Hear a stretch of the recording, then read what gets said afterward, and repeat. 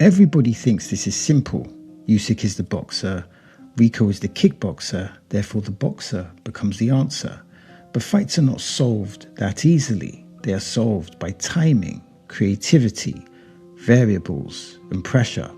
Rico brings a different matrix, a different problem against an elite problem solver. This could become interesting. So the first battle is the jab. Usyk's southpaw jab should dominate this fight because it is not just a punch, it is a technical measuring system. He uses it to blind you, touch you, move you, and reset the chessboard. Rico has reach and discipline, but Usyk understands the science of boxing at a genius level. You can see how the jab will control distance. Think of this: the man who controls distance controls the conversation. Now, I think Usyk has better footwork, but that does not mean that Rico has bad footwork. In kickboxing, Rico is excellent at holding position, stepping out, turning, and staying balanced under threat. But boxing footwork is different. Usyk's feet create angles for punches, not kicks. His movement is built for combinations, counters, and exits. Rico can move, but Usyk can disappear.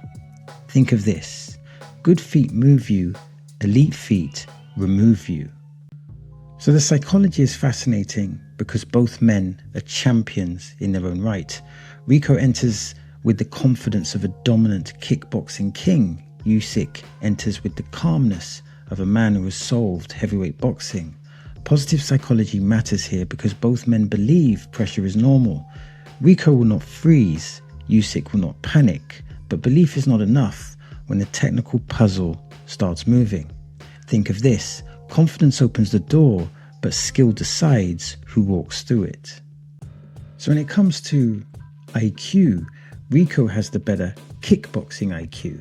In that world, he understands range, rhythm, knees, kicks, clinches, and pressure. But Usyk has the greater boxing IQ. His brain works inside boxing patterns with frightening speed. Peter Fury, the trainer, can improve Rico's boxing IQ, especially his shape, patience, and defensive responsibility. But there is a difference between learning the language and dreaming in it.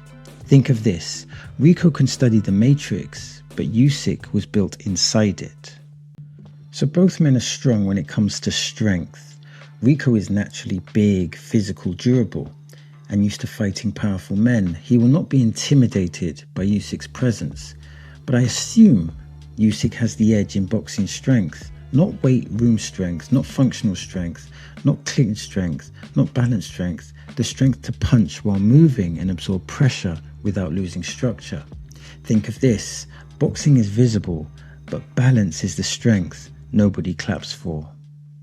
So when we talk about counterpunching, Usyk is a master counterpuncher. He does not just wait for mistakes, he creates them. He shows you one rhythm, then changes the timing. He makes you reach, then punishes the reach. I'm not sure Rico's identity is that of an elite boxing counterpuncher. In kickboxing, he can respond brilliantly, but in boxing, the windows are different. Think of this: counterpunching is not revenge, it is prediction. So when it comes to experience, if this was kickboxing, Rico would win by a country mile. That is his kingdom, that is his language. But this is boxing, and Usyk wins this, the boxing context, by a country mile because his experience is specific. Olympic gold, undisputed cruiserweight champion, undisputed heavyweight champion.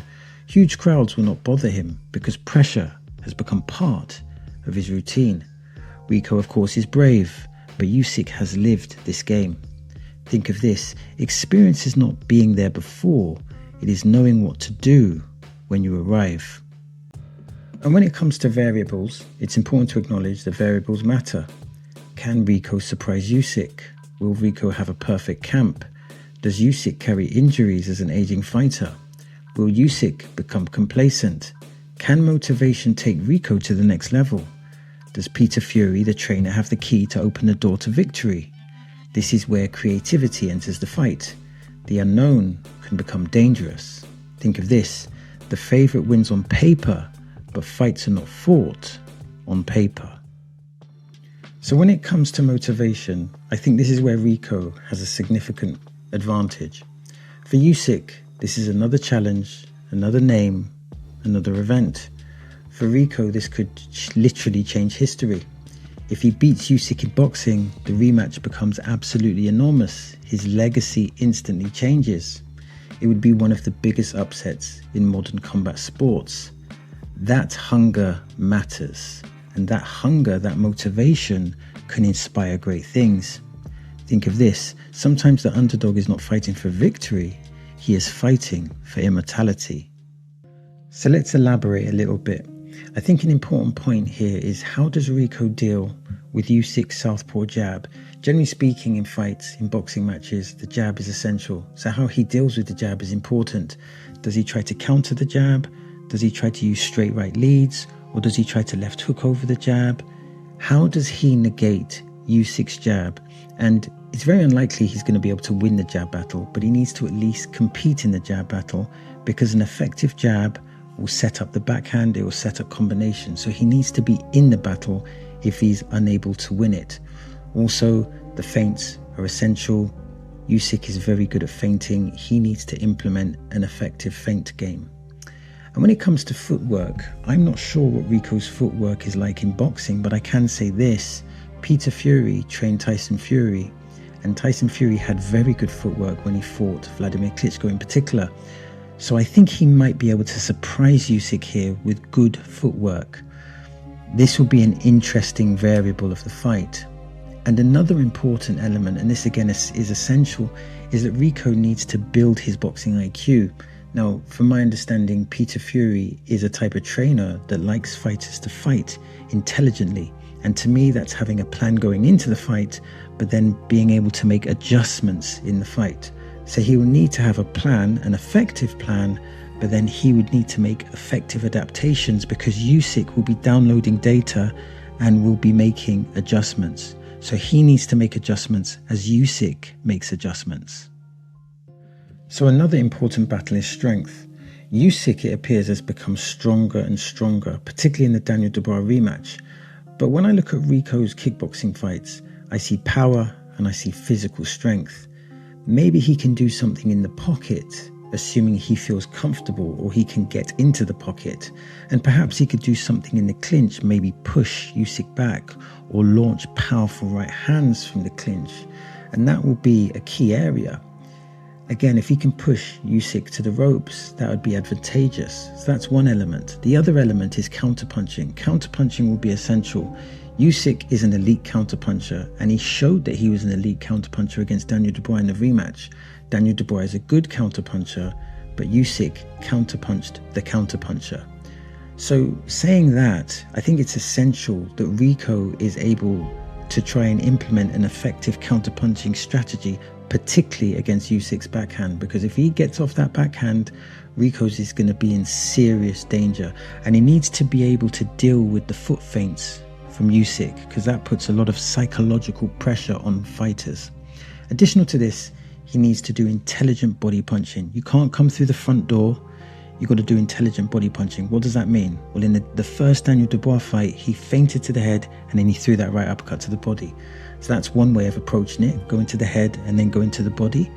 But he needs to do his body punching in an intelligent manner. He can't telegraph it. Come behind a feint or come behind a punch. You could do a right uppercut to the head, left hook to the body, as Canelo likes to do, or you could do the feint with the jab and then come to the body. Or you could do the first phase to the head and then the second phase attack to the body. And it's important to realize that Usyk has shown vulnerability here, so he needs to try and exploit that. So the trap that nobody sees coming is not that Rico is better than Usyk. He is not in boxing. The trap is that people may underestimate his discipline, his size, confidence and championship psychology.